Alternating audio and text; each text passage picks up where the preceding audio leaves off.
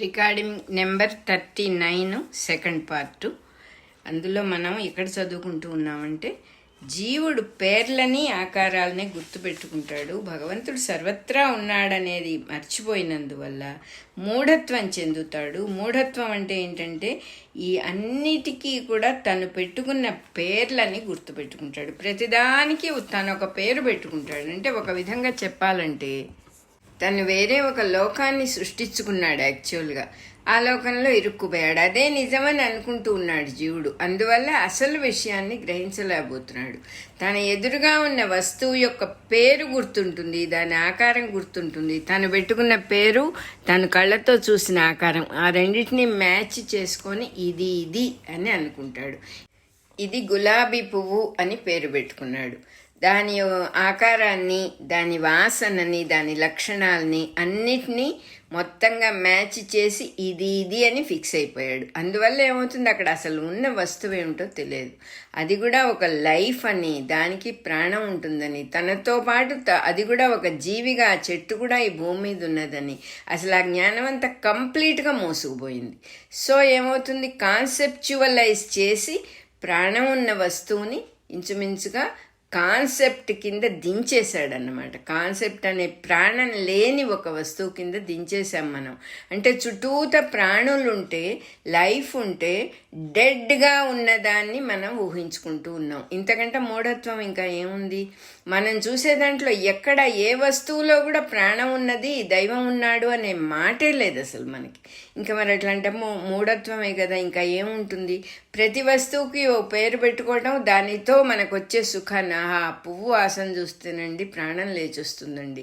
ప్రతిదీ మనకి జరిగే సుఖాన్ని గుర్తుపెట్టుకోవటం, ఆ సుఖం కోసం పాకులాడటం, ఇది జరిగినందువల్ల మళ్ళీ మళ్ళీ కోరికలు పుట్టడం, ఇది మొత్తాన్ని కలిపి మాయ అన్నారు. ఇక్కడ ఏం రాశారంటే మాయ రోగము అని రాశారు క్లియర్గా. దీంట్లోనే బాగా అలవాటు అయిపోయినందువల్ల వాసనలన్నీ జన్మ జన్మలుగా బాగా లోపలికి ఇంకిపోయినాయి. మనం నేర్చుకుంటున్నాం, మనకు పుట్టే వాళ్ళకి, వాళ్ళకు పుట్టే వాళ్ళకి, వాళ్ళకు పుట్టే వాళ్ళకి కూడా ఇదే నాలెడ్జ్ని స్ప్రెడ్ చేస్తూ ఉన్నాం.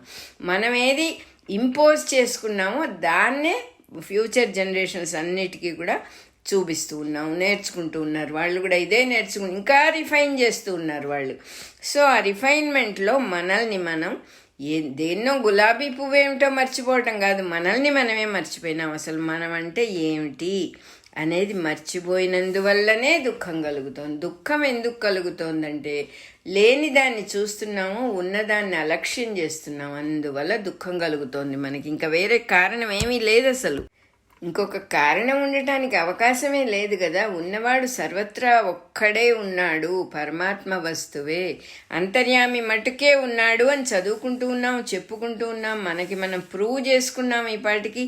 కానీ ఈ మాయ రోగము అనేటటువంటి అలవాట్లు, పెట్టుకున్న పేర్లు, ఆర్టిఫిషియల్ వే ఆఫ్ లివింగ్ రాగానే అన్నీ మర్చిపోయి, అసలు మనం జీవించే జీవితంలో అంతర్యామిత్వము అనేది ఒకటి ఉన్నదని కూడా మనం చూడము, భగవంతుడు ఉన్నాడని కూడా పట్టించుకోము. మనం ఆయనలో ఉండకుండా మానసికంగా విడిపడిపోయాం. నిద్రపోయేవాడు కల్లో తిరుగుతున్నట్టుగా మూఢుడైన వాడి జీవితంలో తిరుగుతూ ఉంటాడు. అంటే ఈ తిరుగుడు కూడా వాడి అధీనంలో, వాడి కంట్రోల్లో ఉండదు, దాని అధీనంలో తను తిరుగుతూ ఉంటాడు. అసలు సుఖం అనే దాని నుంచి దూరం అయిపోతాడు. తను ఏది సుఖం అనుకుంటున్నాడో దాన్ని పొందాలన్నా కూడా తన అధీనంలో తాను ఉండడు. కాబట్టి దొరికితే ఆనందించటం, దొరక్కపోతే దుఃఖపడటం, అలా ఉంటుంది జీవితం. ఈ జీవితంలో ఇలా జరుగుతోంది అనే కిటుకుని ఎవరైనా చక్కగా గ్రహించి విడమరచి గ్రహించారంటే వాడే నిజమైన విద్వాంసుడు. అసలు ఏం జరుగుతోంది, దుఃఖం అనేది ఎందుకు వస్తుంది, అప్ అండ్ డౌన్స్ ఎందుకు వస్తున్నాయి, జీవితంలో ఎప్పుడు ఎవరికి ఏం జరుగుతుంది అనేది కంప్లీట్గా సస్పెన్స్. ఎప్పుడైనా ఎవరికైనా ఎక్కడైనా ఏదైనా జరగచ్చు. ఇదేమిటి అసలు, ఇదేం లైఫ్, ఇలా ఉంటుందా జీవితము? ఎంతో స్థిమితంగా హాయిగా ఉండవలసిన జీవితం కదా, దైవ సృష్టి కదా, దైవమే ఉన్నాడు కదా ఇక్కడ, మరి ఎందుకు ఇట్లా జరుగుతోంది అని ఆలోచించి దాని మీద దృష్టి పెట్టి ఆ కిటుకంటే చిన్న ట్రిక్ ఉంది, లోపలగా ఒక దాక్కోనుంది ఒక చిన్న రహస్యం, దాన్ని విడమరిచి గ్రహించిన వాడే నిజమైన విద్వాంసుడు అని చెప్పి చెబుతున్నారు. మనం అసలు మన చుట్టూ ప్రపంచాన్నే చూడం కదా. మన చాప కింద నీళ్ళు వచ్చినప్పుడే ఓహో ఇక్కడ తడి ఉంది అని నమ్ముతాం కానీ అవతల వాడు ఏమర్రా చాప తడిసిపోతోంది, నా బట్టలన్నీ తడిసినాయి అని చెప్పినా మన బట్ట తడిసేదాకా మనం ఆ విషయం గ్రహించం కదా. అయ్యో నాకు ఇట్లా అయిపోయిందని అరుస్తాం అప్పుడు కూడా. అంతేగాని అయ్యో లోకంలో ఇప్పటిదాకా ఇదే జరుగుతూ ఉంది, అందరికీ జరుగుతున్నదే నాకు జరుగుతోందనే గ్రహింపు ఉన్నప్పుడు దాన్ని ట్యాకిల్ చేసే విధానం వేరుగా ఉంటుంది. కంగారు ఉండదు. గబగబా ఏదో ఒకటి ఆత్రంగా కొంపలంటూ పోయినట్టుగా తీసుకునే డెసిషన్స్ ఉండవు. ఓహో ఇది సహజము, దీనికి ఇంతకుముందు పెద్దవాళ్ళు ఏం చేశారు ఇలాంటి సమస్య వచ్చినప్పుడు అని కొంచెం నిదానించటం అనేది జరుగుతుంది. మనం ఎటూ చూడము, ఏమీ గమనించం. బయట కనపడుతూ ఉన్న అనేక రకాల సుఖాలన్నీ కూడా అనేక పేర్లతో మోసం చేస్తున్నాయి అని ఆ విద్వాంసుడైన వాడు, ఆ కిటుకుని గ్రహించిన వాడు చక్కగా గ్రహిస్తాడు. ఇది అసలు లోకపు తీరిది. ఇక్కడ అసలు కిటికి ఇక్కడుంది. దైవాన్ని చూడకుండా వేరే అవి ఇవి చూస్తున్నాం. అసలు వస్తువుని చూడకుండా పెట్టుకున్న పేర్లే నిజమని చూస్తూ ఉన్నాం. అందువల్ల మనం దీంట్లో ఇరుక్కుపోయాము. ధనాన్ని గూర్చి, డబ్బు గురించిన నా అభిప్రాయం వల్ల ఇలా ఉంది తప్ప డబ్బులో లేదది. డబ్బు గురించి నా అభిప్రాయం మీద ధనం కావాలనేటటువంటి కోరిక ఆధారపడి ఉంది తప్ప ధనం తప్పు కాదు, ధనంలో లేదది. అందువల్ల అవసరమైనప్పుడు బుద్ధిమంతుడు ఏం చేస్తాడు, అవసరమైన చోట ధనం కావాలని కోరుకుంటాడు, సంపాదించుకుంటాడు. అంతేగాని ధనము ఎప్పుడు ఏ పరిస్థితిలో ఎలా ఉన్నా ధనమే కావాలి నాకు అనేటటువంటి మూర్ఖత్వం అటువంటి వాడికి ఉండదు. ఎట్లా ఉంటుందంటే కేవలం అదొక ఒపీనియన్. ఆ భార్య అనే ఒపీనియన్ మీద మాత్రమే భార్యతో చుట్టరిక ఉంటుంది మనకు, అంతే కదా. అది కూడా గ్రహించం మనం. భర్త అనే ఒపీనియన్ వల్లనే భర్తతో చుట్టరిక ఉంటుంది. ఆ ఒపీనియన్ అనేది ఎప్పటి నుంచి వచ్చింది? నీకు పెళ్లి కాకముందు లేదు కదా. ఆవిడెక్కడుందో, ఎవరో, ఏమిటో అయిపోయిన జీవితం. కొత్తగా ఒక మనిషిని తీసుకురావడం, ఈవిడ నా భార్య అని అప్పటి నుంచి ఆ భార్యని మనస్సులో పెట్టుకుంటాం. ఎదురుగా భార్య అని ఆవిడ మొహన ఏం ముద్ర వేసి లేదు. ఆవిడ ఒకళ్ళకి కూతురు, ఒకళ్ళకు తల్లి, ఒకళ్ళకి చెల్లెలు, ఒకళ్ళకి అక్క, అనేక ఉన్నాయి ఆవిడలో రోల్ ప్లేలకు సంబంధించిన విషయాలు. అవన్నీ వాస్తవం కాదు. కేవలం ఈ జగన్నాటకంలో ఆవిడ పాత్ర ఏమిటంటే ఈ పాత్రలన్నీ పోషిస్తుంది ఆవిడ. ఈ వేషాలన్నీ వేస్తుంది. అక్కగా ఉంది, చెల్లిగా ఉంది, తల్లిగా ఉంది, అవన్నీ ఉంటాయి. అలాగే ఈయన కూడా తండ్రిగా ఉంటాడు, కొడుకుగా ఉంటాడు, తమ్ముడుగా, అన్నగా, అనేక రకాలుగా ఉంటాడు. అవన్నీ నిజం అనుకొని అది మన మనస్సులో భావం తప్ప అక్కడ ఆ ఎంటిటీ లేదు. అక్కడ ఉన్న ఎంటిటీ భగవంతుడే అనే విషయం జాగ్రత్తగా గమనించుకుంటాడు విద్వాంసుడు. భార్య అనే అభిప్రాయము, భార్యతో తనకున్న చుట్టరికం కేవలం ఆ ఒపీనియన్ మీద డిపెండ్ అయి ఉంది. ఆవిడ వల్ల తను కోరుకుంటూ ఉన్న సుఖం కానీ మాయమైపోయిందంటే, ఆవిడ తన మాట వినలేదంటే, ఆయన తన మాట వినలేదంటే, లేదా ఆయనకు ఆవిడకు ఏదో పెద్ద రోగం వచ్చిందంటే జీవితం అంతా దుఃఖమయం అయిపోతుంది. దేనికిది? What for? నీ భార్యకేదో అయింది, నీ భర్తకేదో అయింది, నీ బిడ్డకేదో అయింది. ఆ నా అనేది అక్కడ అసలు లేదు. ఉన్నదంతా ఒకటే వస్తువు. ఇక్కడ హెచ్చు తగ్గులు లేవు. రీషఫలింగ్ ఆఫ్ యాటమ్స్ అండి అనేవారు యూజీ డెత్ గురించి. యాటమ్స్ రీషఫుల్ అవుతాయి, అంతకంటే ఇక్కడేమి పోయేది లేదు, వచ్చేది లేదు. కొత్త చిగురు వస్తుంది, పాత చిగురు పోతుంది. ఇది నాది, ఈ చెట్టు నాది, ఇది నాది అనేటటువంటి భావాలు పెట్టుకున్న కొద్దీ ప్రాబ్లంలో పడేది ఎవరంటే మనమే. ఇంకా ఏం చెబుతున్నారంటే బుద్ధిమంతుడైన వాడు ఏం చేస్తాడంటే పెళ్లి చేసుకుంటాడు చక్కగా. ఎందుకంటే మన సొసైటీ పెట్టిన చక్కని సిస్టమ్ అది. తన వీక్ పాయింట్స్, ఫిజికల్గా ప్రతి మనిషికి కొన్ని నీడ్స్ ఉంటాయి, ఆడవాళ్ళైనా మగవాళ్ళైనా కూడా. వాళ్ళ నీడ్స్ అన్నీ సాటిస్ఫై చేసుకోవడానికి మటుకే ఆవిడ దేహాన్ని ఆయన దేహాన్ని ఆవిడ వాడుకుంటారు. ఆ జ్ఞానం ఉన్నప్పుడు ఏమవుతుంది, అంతకంటే ఎక్కువ ఎక్స్పెక్ట్ చేయరు. నీ మనస్సులో నా మీద ప్రేమ ఉందా లేదా, నన్ను నిజంగానూ కోరుతున్నావా లేదా, ఇటువంటి ఆర్టిఫిషియల్ డైలాగ్స్ ఉండవు. ఈయనకి నా మీద ప్రేమ లేదల్లా ఉంది, ఇంకెవరి వంకో చూశాడు, ఇలాంటివి అసలు ఏమీ ఉండవు. ఎందుకంటే we know what we are up to అనేది మనకు చక్కగా తెలుసు. ఏం కావాలి, మనల్ని మనం సాటిస్ఫై చేసుకోవడానికి ఈ సంబంధాన్ని ఒప్పుకున్నాము, ఈ భార్యాభర్తల సంబంధాన్ని.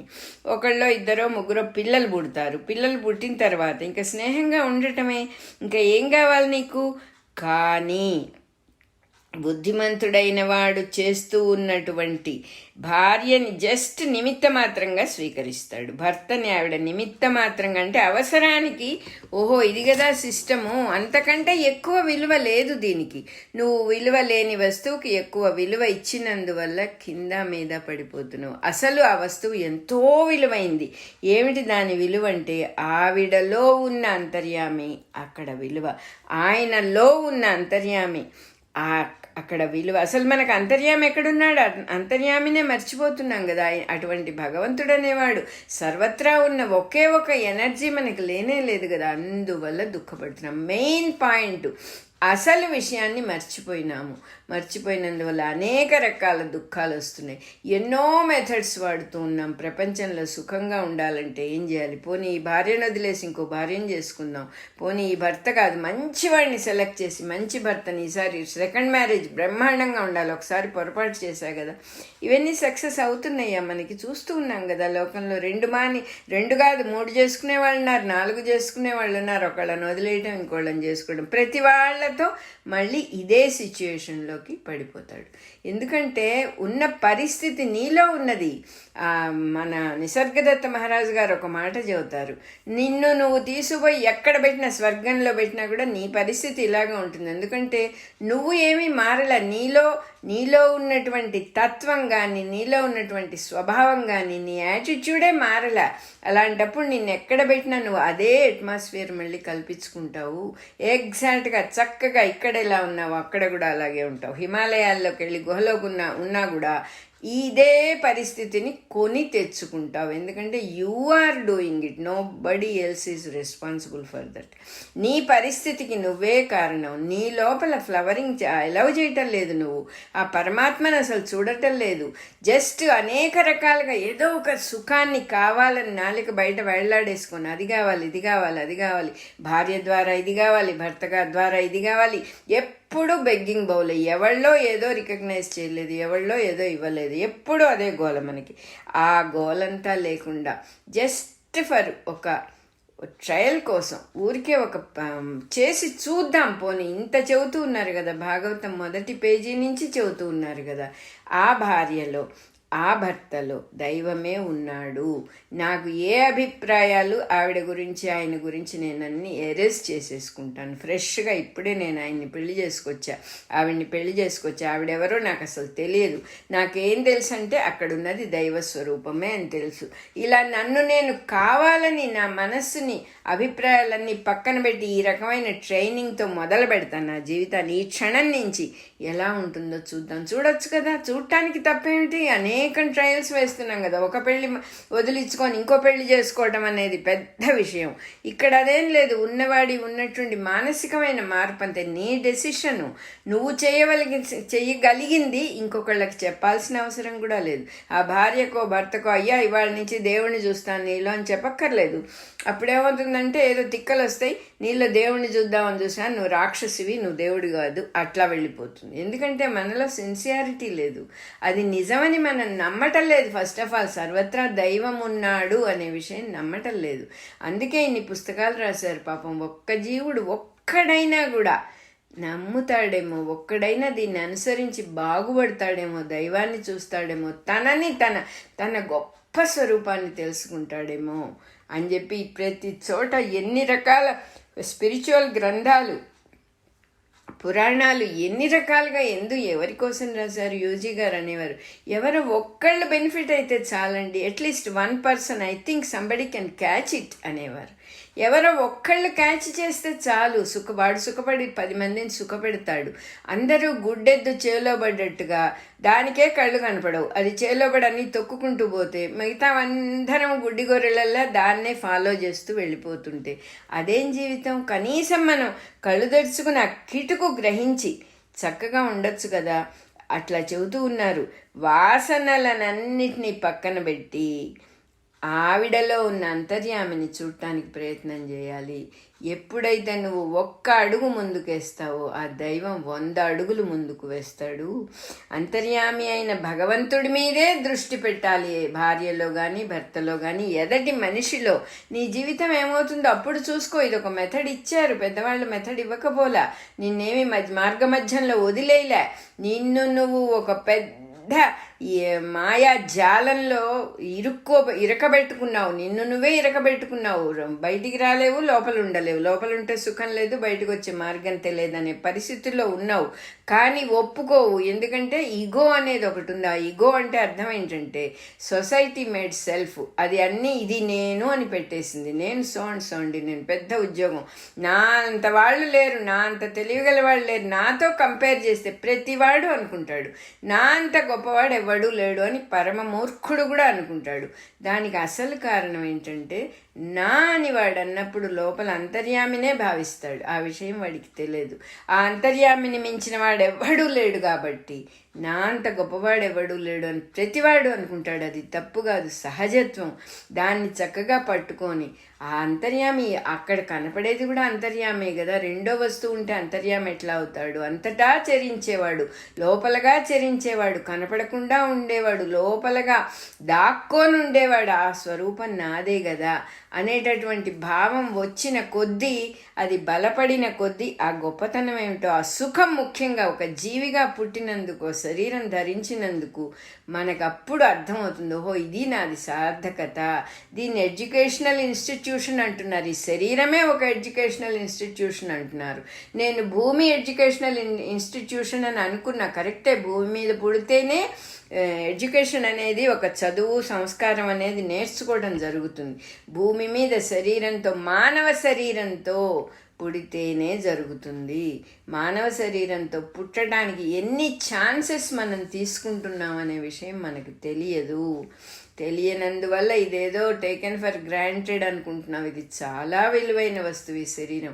దీంతో అసలు ఏం చెయ్యాలో అది చెయ్యకుండా శివలింగాన్ని తీసుకొచ్చి రుబ్బుడు పత్రంగా వాడుకున్నందువల్ల దానిలో ఉన్న మహిమలన్నీ పోతాయి. నీకే ఉపయోగించవు. అది శివలింగంగా రోజు చెంచాడు నీళ్లు పోసి, ఒక ఉద్ధరణ నీళ్లు పోసి ఓం నమః శివాయ అనుకున్నప్పుడు దానికి వచ్చేటటువంటి శక్తి నీకే ఉపయోగపడుతుంది. వేరే ఇంకెవరు లేరు ఇక్కడ శక్తిని వాడుకోగలిగిన వాళ్ళు. అది నీ యొక్క రూపమే అది. దాన్ని తెచ్చి పిండి రుబ్బితే అరిగిపోతుంది తప్ప ఏమీ అవ్వదు మనకి. అలా వాడుకుంటున్నాం, ఈ శరీరాన్ని మిస్యూజ్ చేస్తున్నాం మనము అని చెప్పి చెబుతున్నారు. ఇంకా బుద్ధిమంతుడైన వాడు ఏం చేస్తాడంటే, ఎప్పుడైతే అవతల మనిషిలో దైవాన్ని చూడటం అనేది ప్రాక్టీస్ మొదలు పెడతాడో వాడి 2 కాళ్ళు చక్కగా భూమి మీద నిలుస్తాయి, స్థిమితపడతాడు. తను ఏం చెయ్యాలో, జీవితం గడవాలంటే ఏం చెయ్యాలో అంత మటుకు తప్పకుండా సుఖాలన్నీ వాడుకుంటాడు. దానికి మించి కోరడు. మంచం ఉంటే తప్పకుండా మంచం మీద, పరుపు మీద పడుకుంటాడు. చిచి మంచం మీద పడుకుంటే నా తాపస్సుని జీవయాత్ర అవదు, ఇది నేను తపస్సు చేసుకునేవాడిని కదా, నేను కిందే పడుకోవాలి, ఇలాంటి కాన్సెప్చువల్ వరల్డ్లో అస్సలు ఇరుక్కోడు. మంచం ఉంటే మంచం మీద పడుకుంటాడు. ఇంకో పెద్దవాళ్ళు ఎవరైనా వచ్చి ఆ మంచం వాళ్ళకి ఇవ్వాల్సి వస్తే చక్కగా కింద పడుకుంటాడు. అది అసలు ఏ రకమైన ఇరుక్కోవటం, మానసికమైన హుక్ చేసుకోవటం, ఇరుక్కోవటం అనేది బుద్ధిమంతుడనే వాడికి ఎప్పుడు ఉండదు. ఎంతవరకు అవసరం అంతవరకు ఆ సుఖాలని గ్రహిస్తూ అందులో తన అభిప్రాయాల్ని, పేర్లని తొలగించేస్తాడు. ఇది నేను అనుకుంటున్నదే కదా, అనుకోకుండా ఉంటే సరి అనుకుంటాడు. ఇది సుఖం అని నేను అనుకుంటున్నా, ఇది వస్తే బాగుండు అనుకుంటున్నా, ఇది రాకపోతే బాగుండు అనుకుంటున్నా, ఇవి 2 నేను అనుకోకుండా ఉంటే అసలు సమస్య లేదు కదా అని ఎంత చక్కగా అనుకుంటాడంటే, వడ్ల గింజ మీద పొట్టు తీసేస్తే ఎంత చక్కగా బియ్యపు గింజ వస్తుందో అంత చక్కగా అక్కర్లేని విషయాలన్నీ పక్కన పెట్టేస్తాడు. సకల శాస్త్రాల్ని, మొత్తం శాస్త్రాల సారమంతా భగవంతుడే కదా. ఎన్ని చదవని ఒక్క వాక్యం పట్టుకుంటే చాలదా? అంతర్యామి అనే మాట చాలదా నాకు? ఆ అంతర్యామి అనేటటువంటి వాడు లోపలగా ఉంటాడు, లోపల చరిస్తూ ఉంటాడు, సర్వత్రా ఉంటాడు. ఇంకేం కావాలి? ఎన్ని శాస్త్రాలు చదవను, ఎన్ని శాస్త్రాలు చదివినా కూడా అది భగవంతుడి యొక్క స్వరూపమే కదా. నేను తెలుసుకోవాల్సిన ముఖ్యమైన విషయం ఏంటి? దైవం తప్ప వేరే ఎవరు లేరు. మిగతా ఏది కనపడుతోందో, ఏది నామ రూప రూపాత్మక జగత్తుగా ఉన్నదో, పేరుతో రూపంతో ఏదైతే ఆకారాలతో ఉండి నన్ను భ్రమ పెడుతోందో అదంతా కూడా మాయ వల్ల వస్తూ ఉన్నది. ఈ మాయ అనేది ఆట కోసం నిర్ణయం చేసుకున్నది. కేవలం ఆడేటప్పుడే క్రికెట్ ఆడేవాళ్ళు క్రికెట్ డ్రెస్ వేసుకుంటారు. మనం ఆ డ్రెస్ అసలు విప్పటం లేదు, ఆ బ్యాట్ వదలట్లేదు, ఆ స్టంప్స్ వదలట్లేదు. మనం జీవితం అంతా పోరాటం అనే ఆటలో గడుపుతున్నాం. పోరాటం కాదు, ఆడేటప్పుడు మటుకే ఆ వేషం వేసుకోవాలి. తల్లిగా ఒక రోల్ ప్లే చేయాల్సినప్పుడే తల్లి వేషం వేసుకోవాలి. అంతేగాని ఎప్పుడు నేను తల్లిని అని గుంజబట్టుకొని కూర్చోడానికి వీల్లేదు. కానీ మనం అట్లా చేస్తున్నాం.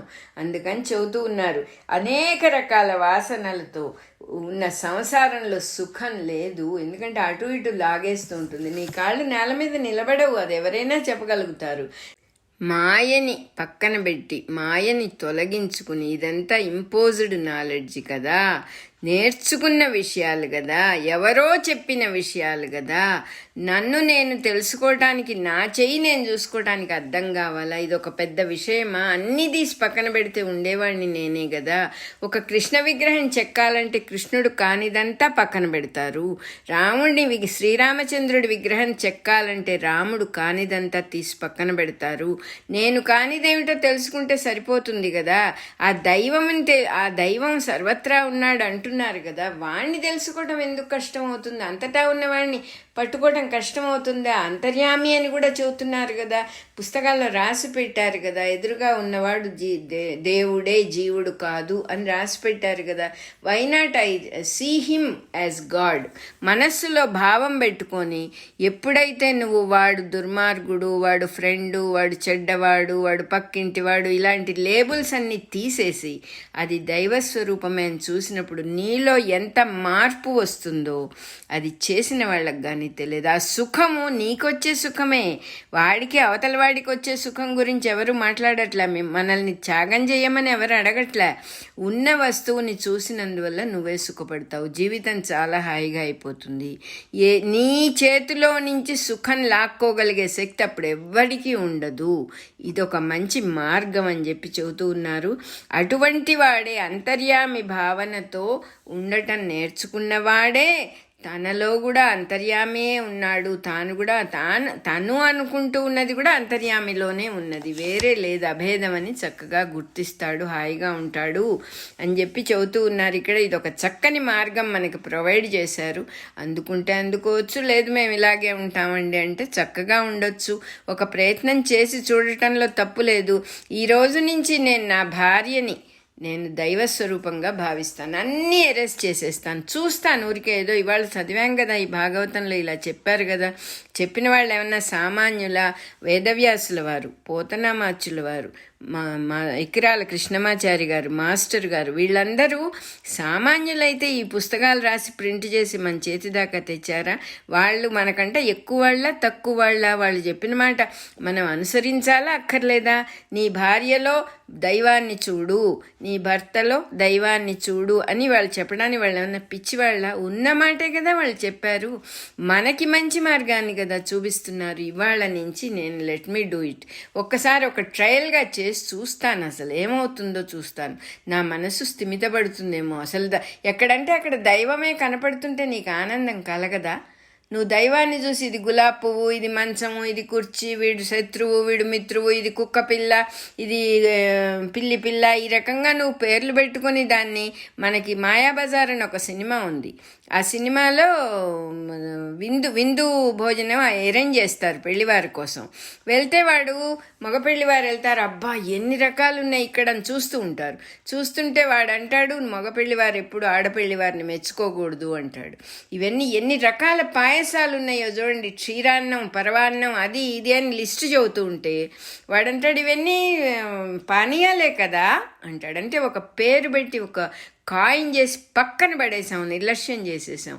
అట్లాగే అన్నం, రకరకాల అన్నం అనే దాంతో రకరకాల ఐటమ్స్ ఉన్నాయి, చూడండి ఎన్ని ఐటమ్స్ ఉన్నాయో. అంటే ఇవన్నీ చిత్రాన్నాల కిందే వస్తాయి కదా, ఏమే పర్వాలేదు అంటాడు. అంటే ప్రతిదాన్ని నువ్వు కేర్లెస్గా ఒక కాయిన్ చేసి పక్కన పడేస్తావు. ఎప్పుడైతే నువ్వు పేరు పెట్టావో అది నీ దృష్టిలో నుంచి ఇది ఇదే కదా అనుకున్నావంటే నీ దృష్టిలో దాని విలువ తగ్గిపోయింది అని అర్థం. అలా చెయ్యొద్దు. నా పెళ్ళామే కదా, నా మొగుడే కదా, వీడెప్పుడు ఇంతే, ఆ భావం నీలో ఉన్నందువల్ల నువ్వు దుఃఖపడుతున్నావు. అందువల్ల కనీసం ఇప్పుడు ఇంత పెద్దలు చెప్పారు, పెద్దల దగ్గర నుంచి ఎప్పటి నుంచో వచ్చింది ఇది. వాళ్ళు పెళ్ళిళ్ళు చేసుకోలేదా, వాళ్ళ జీవితాలు నడపలేదా, వాళ్ళ అనుభవం లేకుండా చెప్పారా మనకి? కనీసం ఇప్పుడైనా కూడా ఇవాళ నుంచి నేను ఈ భావనతో ఉంటాను, సర్వత్రా దైవం కనబడితే నాకు సుఖంగానే ఉంటుంది కదా న్యాయంగా, ఇందులో తప్పు మాట ఎవరు చెప్పటం లేదే, ఎవరికి హాని చేయమని చెప్పటం లేదే అని కనీసం కొంచెం వివేకం కలిగి మనం భాగవతం చదువుదాము అని అనిపించింది కాబట్టి, విందాము అని అనిపించింది కాబట్టి, అందులో ఉన్న అందరూ దేవతలు, ఆ పరమాత్మ స్వరూపులైన అంతర్యామి స్వరూపులైన అందరు దేవతలు మనతో ఉంటారు.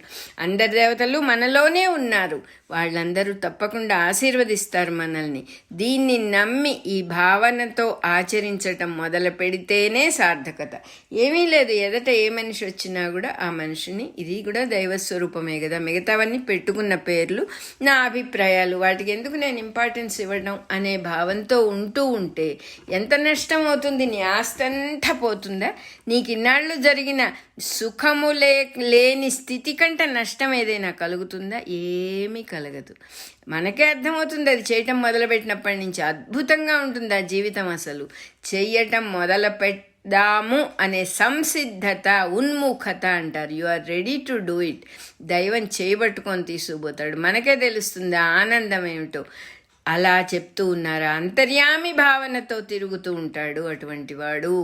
అంతర్యామి భావనతో తిరిగేవాడు అంతర్యామియే అయిపోతాడు. ఎందుకంటే ఉన్న వస్తువదే, నీలో కూడా నువ్వుగా కూడా ఆయనే ఉన్నాడు అని చెప్పి చెబుతూ ఉన్నారు ఇక్కడ. మన రికార్డింగ్ నెంబర్ 39లో సెకండ్ పార్ట్ కూడా అయిపోయింది.